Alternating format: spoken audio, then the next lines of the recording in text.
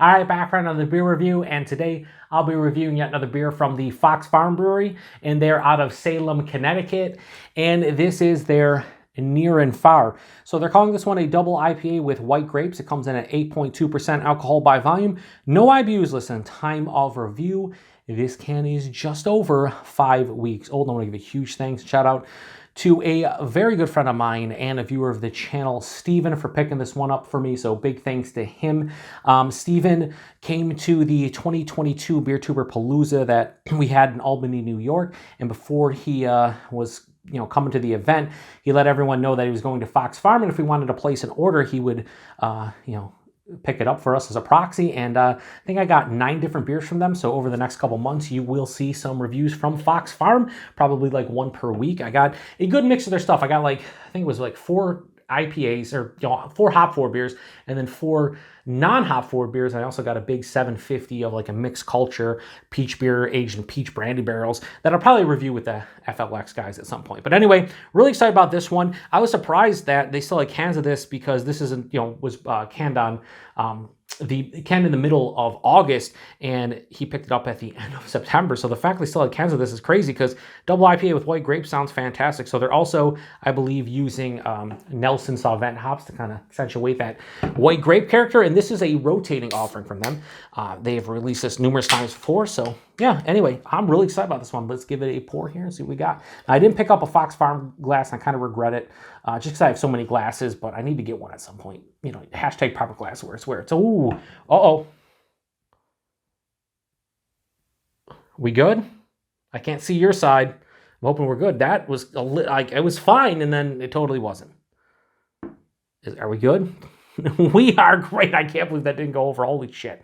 All right, so, yeah, I mean, it's so redundant.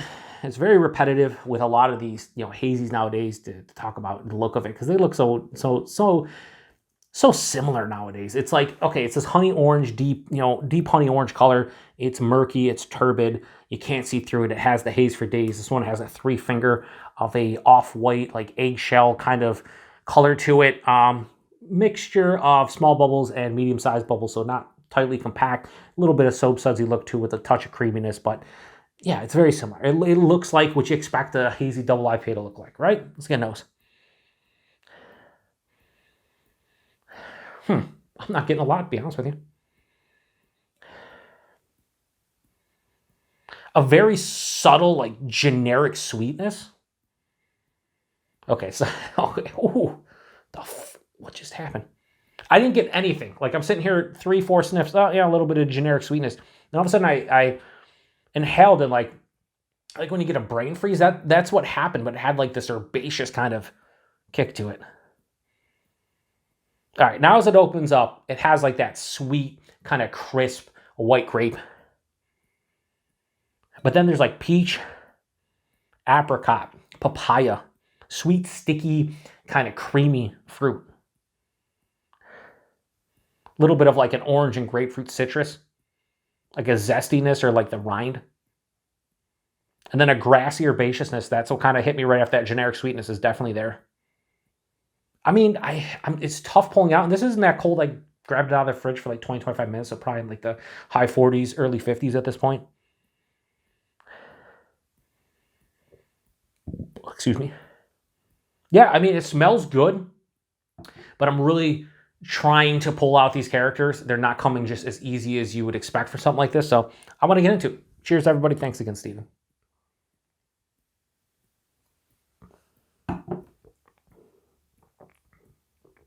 That's nice. Ooh, there's a zesty, zippy kind of, with the carbonation and the flavor. That was really different. Something that I have not experienced from a double IPA, if ever. And if I have, it's been a long time. That was cool. Let me go back.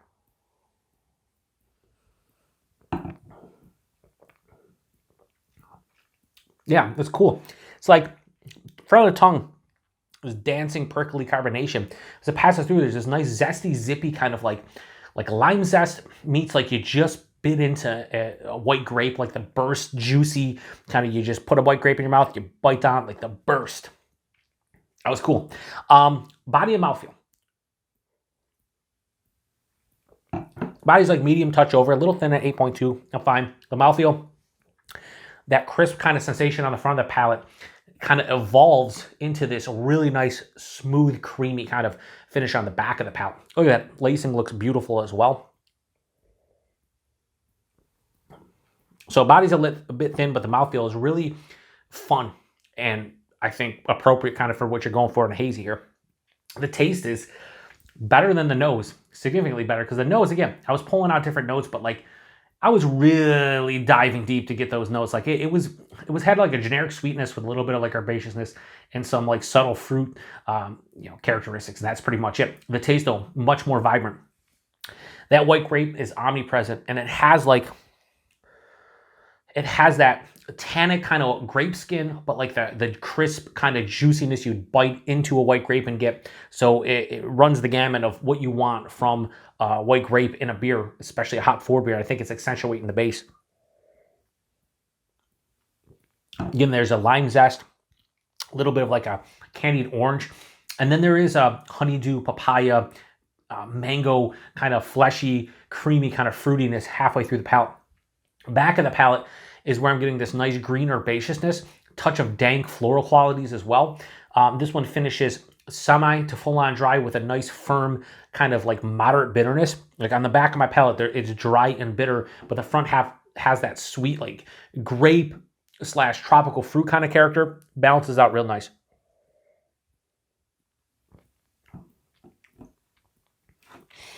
If anything too, this has like a vibrancy to it and a refreshing kind of quality at 8.2%.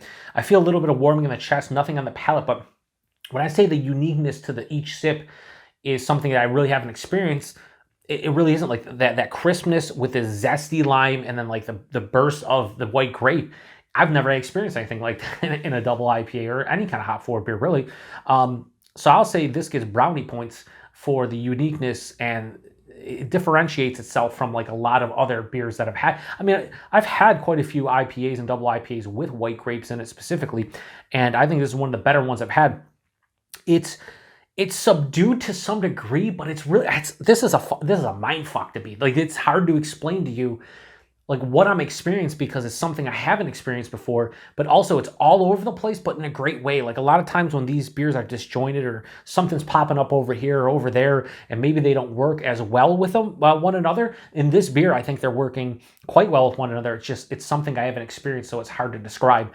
But this is really good. Is it amazing? I wouldn't say this is amazing, but this is an experience in itself, this beer.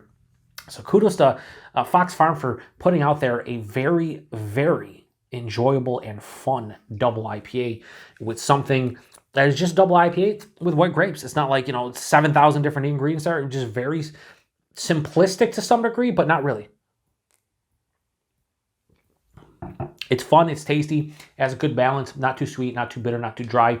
And I'm really fucking digging this. So near and far from Fox Farm, I have absolutely no issues giving that a high 4.25 out of 5. I'm going to go 4.3. I think that's where this one lands. Now, this is a rotating offering, so they have done different batches of this one.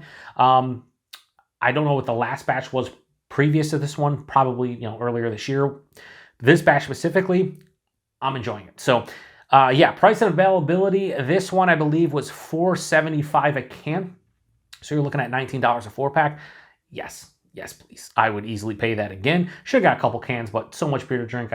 I would love to compare this to like other double IPAs I've had with white grapes. I could do a side by side, but that's probably never going to happen. I just think it would be fun. And availability, I think Fox Farm is brewery only. If anybody out there knows exactly, they don't get much distro, if any at all.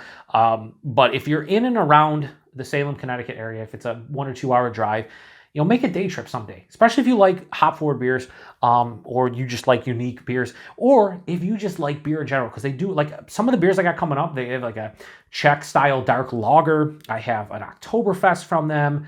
What else did I got an American brown ale. Like they just don't do hazies. They do a bunch of different shit. I got a bourbon barrel aged imperial porter with honey. Like they just do a lot of cool shit. If I lived close to the brewery, I would be broke. I would also buy their shit all the time and be in the fridge because their price points aren't ridiculous and they make good beer. So not much more to say about it. Fox Farm, another really good beer. I dig this one. This was the oldest beer I have of the bunch, so I thought I would review it first, and I'm glad I did so. If you've had this one before or any batch previously, post in the comment section. Let me know what you think about it. Appreciate everybody stopping by for another beer review here on the Beer Patrol. Once again, thanks to Steven for picking this one up for me. Until the next one. Cheers.